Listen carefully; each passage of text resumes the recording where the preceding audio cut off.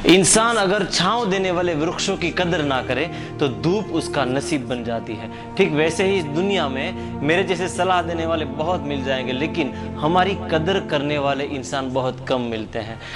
पूरी दुनिया में सबका एक क्वेश्चन है कि मेरी कोई कद्र नहीं करता है। चलिए आज हम सीखते हैं कृष्ण से कि अगर पूरी दुनिया में सब लोग हमारी कद्र करें तो वो कैसे करें, हमारे अंदर वो कौन सी क्वालिटी होनी चाहिए कि जिनसे पूरी दुनिया हमारी कद्र करने लगे।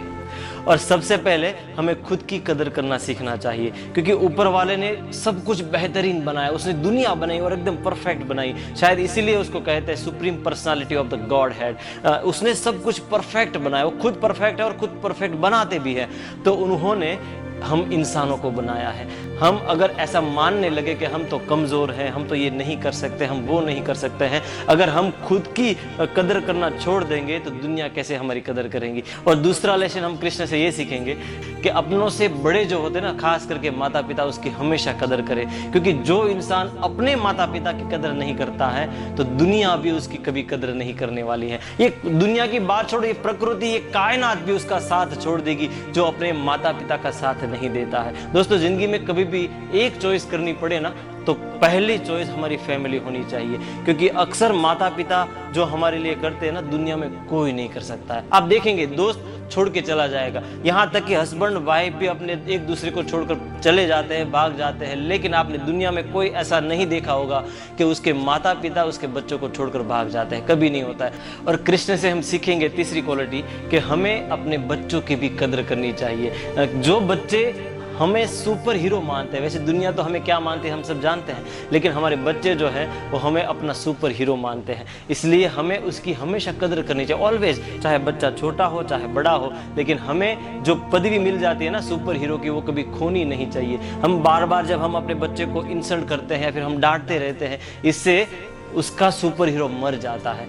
और चौथी क्वालिटी, कृष्ण को जो लोग अपना आइडल मानते थे ना, कृष्ण उसकी भी बहुत कद्र करते थे। मतलब अगर कोई इंसान हमारे पास कुछ हेल्प मांगने के लिए आ जाए तो हमें उसकी हेल्प करनी चाहिए। जैसे कृष्ण के पास छोटे से छोटे लोग भी आए थे और बड़े से बड़े राजा महाराजा भी आए थे, तो सबके सामने कृष्ण समान रहते थे, सबको वो हेल्प करते थे। जितनी हो सकती थी कृष्ण ने हेल्प की, जितना हो सके उतना हेल्प लोगों को करना चाहिए। क्योंकि एक बहुत ही अच्छी कहावत मैंने सुनी है कि जब इंसान आपके पास कुछ हेल्प मांगने के लिए आता है ना, तब समझ लीजिए कि उसको भगवान से भी ज्यादा भरोसा आप पे है, इसलिए वो भगवान को छोड़कर आपके पास आया है। तो उसका भरोसा बरकरार रखिए।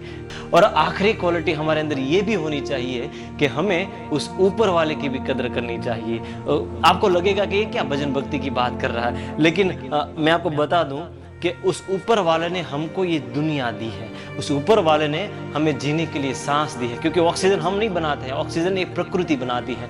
तो ऑक्सीजन मिलता है इसीलिए हम जी रहे हैं। आपको शायद मालूम होगा हॉस्पिटल में एक ऑक्सीजन के बोतल का कितना चार्ज होता है, वो ऑक्सीजन ऊपर वाला फ्री में देता है। तो हमें बहुत कुछ मिला है ऊपर वाले से, तो कम से कम उसकी कदर तो करनी चाहिए। क्योंकि कुछ लोग ऐसे भी हैं इस दुनिया में, जब हम भक्ति भजन की बात करते हैं या फिर भगवान की बात करते हैं तो लोग हंसने लग जाते हैं, या फिर उसका माइंड चेंज हो जाता है, या फिर सोचने लगते हैं कि क्या ये यूट्यूबर होकर भगवान की बातें कर रहा है। कुछ लोग तो ये भी सोचेंगे ये वीडियो देखकर, लेकिन मैं उसको बोलना चाहता हूँ कि प्लीज कुछ कदर करे ना करे, अपनी कदर करे ना करे, लेकिन उस ऊपर वाले की कदर जरूर करे, क्योंकि उन्होंने हमें इस दुनिया को दिया है। मैं आपको रिक्वेस्ट करना चाहता हूँ कि अगर ये 5 चीज, अगर ये सब क्वालिटी जो कृष्ण के अंदर है, वो क्वालिटी अगर हमारे अंदर भी आ गई तो समझ लीजिए कि पूरी दुनिया आपकी कदर करने लगेगी।